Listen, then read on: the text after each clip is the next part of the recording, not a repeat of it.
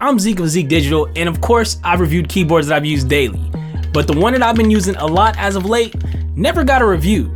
I'm gonna tell you why I'm finally making a video about it, and how you might be able to still get a limited edition one. But first, let's start from the beginning. Boom, a notification comes across my Discord for the QK75 by QwertyKeys. An amazing 75% board that shook the scene with its simple yet arguably premium design with a knob or badge, pretty much any plate, foam, and almost unlimited color options to pick from, all at a price that was definitely fair. Wireless, it's even got an external and internal weight. I'm sure by now a lot of you have heard about this board since it initially ran group buy back in late November 2022. Anybody who's watched this channel has also probably picked up that my favorite keyboard layout is 75%. Now just look at all these promotional materials. Just like the rest of us, I was instantly struck by the hype. Everything about this board is awesome, and I was able to pair my white unit with the perfect keycaps from Osume called the Mochi Sesames. But as creators, we love to be ahead of the curve, and I just hadn't had the opportunity to connect with some of the bigger keyboard designers at the time. So that meant I had to get in line and wait for it to arrive. Not only that, I wanted to actually use it first, since a lot of people unbox products and give it a quick review without allowing themselves to actually use it longer to work out any kinks or issues before essentially selling it to their viewers. Plus, I felt like it had grown very hard for me to keep making videos explaining why you should or shouldn't buy a product that you actually can't even buy in the first place. I like to show things off like my collection a bit sometimes, but that's not really my style of bragging.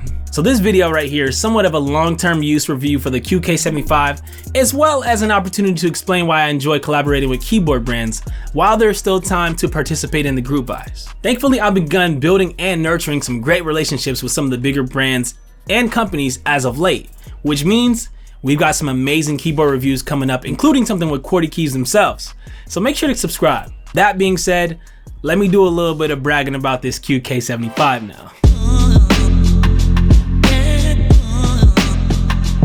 Why is this little keyboard my daily driver over something like the Zoom TKL, Monsgeek M2, or maybe even something like the Keychron Q1 V2, all of which I've done video reviews for in the past? First reason being the size and form factor.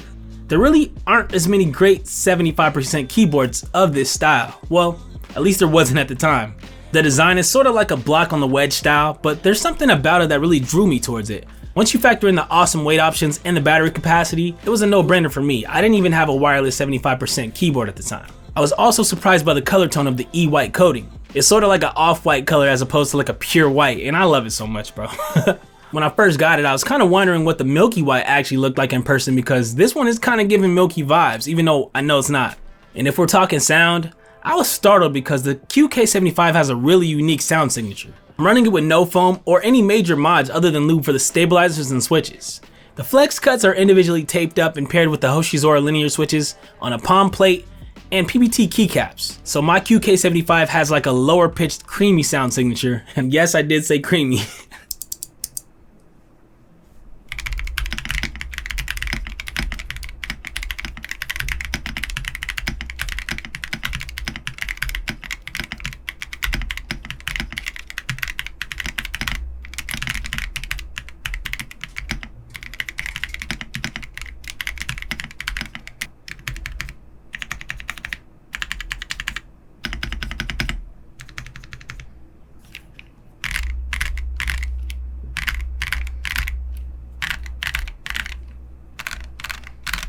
So you get a lot in the box. It comes with a premium carrying case, switch puller and all the tools, a pretty high quality coiled cable, an aluminum plate by default, 2.4G wireless dongle if you get the tri-mode version, a bunch of rubber gaskets to mount the PCB, a daughter board for the knob module, and a nice microfiber cloth because you're gonna need it. Mirror polished PVD weight and desk I have is mesmerizing. A little bit of a fingerprint magnet, but I can live with it.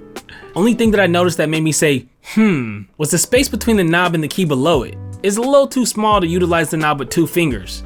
I guess you can roll it with one like this, but I found that it got in my way a little bit, so I thought I'd mention it. Another thing is the placement of the PCB. I'm not sure if that's something I can fiddle with to adjust, but the keycaps don't really sit flush in certain parts.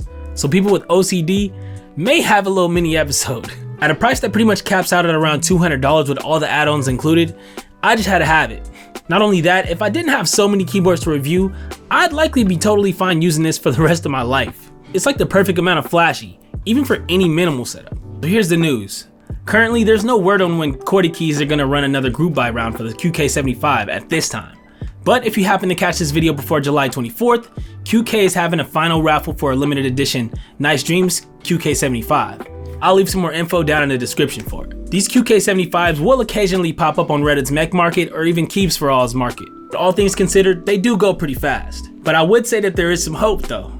Hey, you never know, QK likely has some amazing 75 or even 65% keyboards on the horizon. No matter what they drop next, I'll make sure to keep you guys posted, man. Thanks for watching, and I hope you enjoyed yourselves. If you did by chance, make sure to slap that subscribe button or the like button. I also really want to know what your keyboard daily driver is right now, so leave it in the comments. And I'll catch you guys on the next one.